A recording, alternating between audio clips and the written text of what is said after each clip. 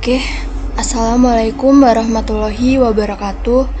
Perkenalkan, nama saya Sinta Nurhalifah dengan NPM 21170511015 dari kelas B Program Studi S1 Ilmu Komputer.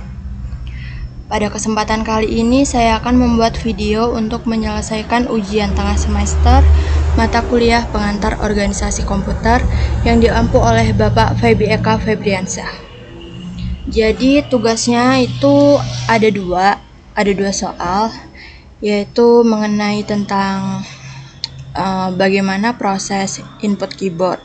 Nah, jadi soalnya tuh diminta untuk menjelaskan bagaimana proses input keyboard pada CPU 8 bit.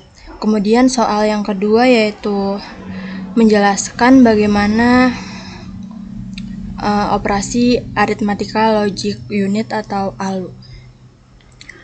Oke, langsung saja kita mulai. Jadi yang pertama itu diminta untuk menginputkan nama kita terlebih dahulu. Jadi di sini pilih yang option 4, text editor.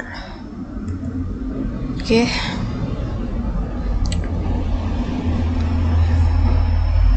Kemudian ini ada option lagi, jadi kita pilih yang nomor 2. Oke, jadi di sini diminta untuk memasukkan nama. Oke, jadi masukkan nama Sinta, mana nggak muncul. Oke, Sinta Nurhalifah. Oke, udah muncul ya. Mungkin nggak kelihatan. Oke. Jadi tugasnya itu diminta untuk menjelaskan bagaimana proses input keyboard sehingga dapat menampilkan output seperti ini. Oke, langsung saja saya jelaskan. Kecilin dulu, nggak kelihatan. Oke, PPT. Nah, jadi keyboard itu sendiri merupakan bagian dari miniatur komputer. Keyboard itu mempunyai prosesor sendiri dan rangkaian sirkuit yang membawa informasi menuju dari prosesor tersebut. Nah, bagian terbesar dari rangkaian keyboard itu berupa key matrix. Jadi key matrix itu adalah sebuah kisi rangkaian di bawah tombol-tombol keyboard. Nah, jadi di dalam keyboard itu tiap rangkaiannya terputus. Jadi kayak saklar ya. Terdapat saklar pada titik di bawah tiap tombol. Nah, jadi ketika kita menekan sebuah tombol keyboard, nah ini tombol dari keyboard tuh ya. Jika kita menekan tombol keyboard, maka tombol tersebut akan menekan sebuah saklar. Itu akan menjadikan rangkaian tersambung dan mengalirkan arus listrik melaluinya. Nah, jika kita menekan lama pada tombol, maka si prosesor itu mengenalinya sama dengan menekan tombol tersebut secara berulang-ulang. Terus ketika kita menekan tombol pada keyboard, maka keyboard akan mengirimkan perintah. Nah, perintah itu akan masuk ke dalam keyboard prosesor. Nah, keyboard prosesor ini bertugas untuk mencocokkan inputan kode biner. Selanjutnya, si keyboard prosesor itu akan mengirimkan sinyal kepada RAM. Sementara itu, keyboard prosesor juga mengirimkan sinyal kepada keyboard controller melalui bus. Jadi bus itu adalah penghubung antara komponen-komponen di dalam sistem komputer. Keyboard controller ini digunakan sebagai penghubung antara keyboard dengan komputer, di mana fungsi utamanya yaitu adalah untuk menginformasikan kepada komputer ketika tombol itu ditekan atau dilepaskan.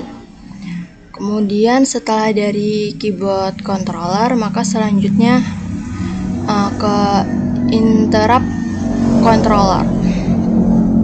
Nah, interrupt controller ini digunakan untuk memfokuskan perintah-perintah atau menghentikan perintah yang lain. Nah, setelah dari interrupt controller ini, selanjutnya masuk ke dalam prosesor. Nah, di dalam prosesor atau CPU ini terdapat 3 unit bagian utama. Terdapat 3 bagian utama, yaitu ada control unit, kemudian arithmetical logic unit atau yang sering disebut itu ALU, kemudian ada register. Nah, pertama-tama perintah akan dikirimkan ke control unit. Control unit ini adalah bagian yang bertugas untuk mengatur segala apapun pada prosesor. Nah, bila instruksi merupakan perhitungan logika atau aritmatika, maka dia dibawa ke ALU untuk diproses. Kemudian hasilnya akan ditampung di dalam akumulator. Setelah itu, perintah akan dikirimkan menuju ke register untuk disimpan sementara. Nah, selanjutnya akan dikembalikan menuju ke ALU, kemudian kembali lagi ke control unit, dan di dalam control unit itu akan mengembalikannya keluar. Oke, setelah dari prosesor, selanjutnya ke cache, kemudian masuk ke dalam chip ROM BIOS. Nah, chip ROM BIOS ini berfungsi sebagai media penyimpanan freeware sehingga BIOS dapat dieksekusi langsung secara cepat. Pada bagian bahasa biner, inputan yang sebelumnya diinputkan itu telah berubah menjadi fungsi atau sebuah output yang diinginkan. Setelah itu perintah akan kembali masuk ke dalam keyboard controller untuk melanjutkan inputan, lalu kembali lagi masuk ke dalam chip ROM BIOS, kemudian masuk ke dalam RAM. Nah, jadi RAM ini adalah tempat penyimpanan sementara. Nah, setelah itu perintah akan dibawa diarahkan ke dalam monitor untuk menampilkan hasil atau inputan yang sudah dimasukkan. Seperti itu proses dari input keyboard. Oke, selanjutnya yaitu untuk soal yang kedua. Soal yang kedua yaitu diminta untuk menjelaskan operasi dari arithmetical logic unit. Oke, langsung saja.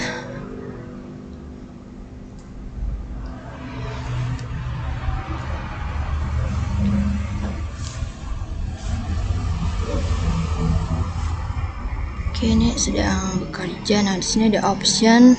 Karena kita diminta untuk menjelaskan ALU ya, jadi kita pilih option yang satu. Nah, nggak muncul tuh. Oke.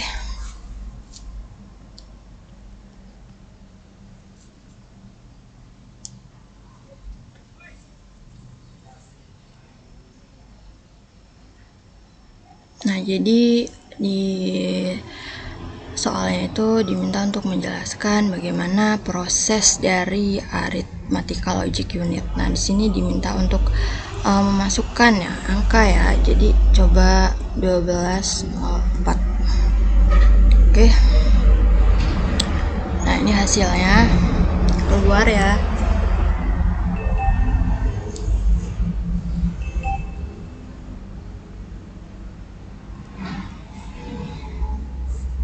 Oke, ini udah hasilnya udah keluar.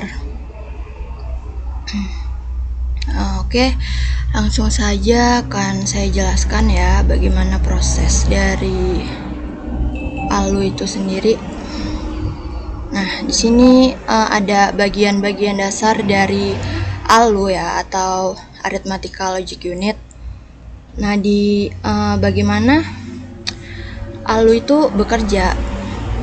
Jadi ALU itu bekerja menggunakan dua input data, di mana dua input data itu bisa kita namakan yaitu A dan B. Nah, di dalam ALU ini terdapat banyak gerbang logika yang akan memproses input dari A dan B. Jadi input A dan B ini bakal diproses, kemudian akan ditampilkan pada output. Dimana nanti outputnya itu bisa dua jenis ya, bisa berupa angka, bisa juga berupa flag. Nah, jadi kalau input sih, output ya maksud saya. Outputnya itu bisa berupa angka dan bisa berupa flag. Jadi kalau outputnya itu berupa flag, nah itu berarti kita tuh dia itu menjalankan operasi komparasi. Gimana ya?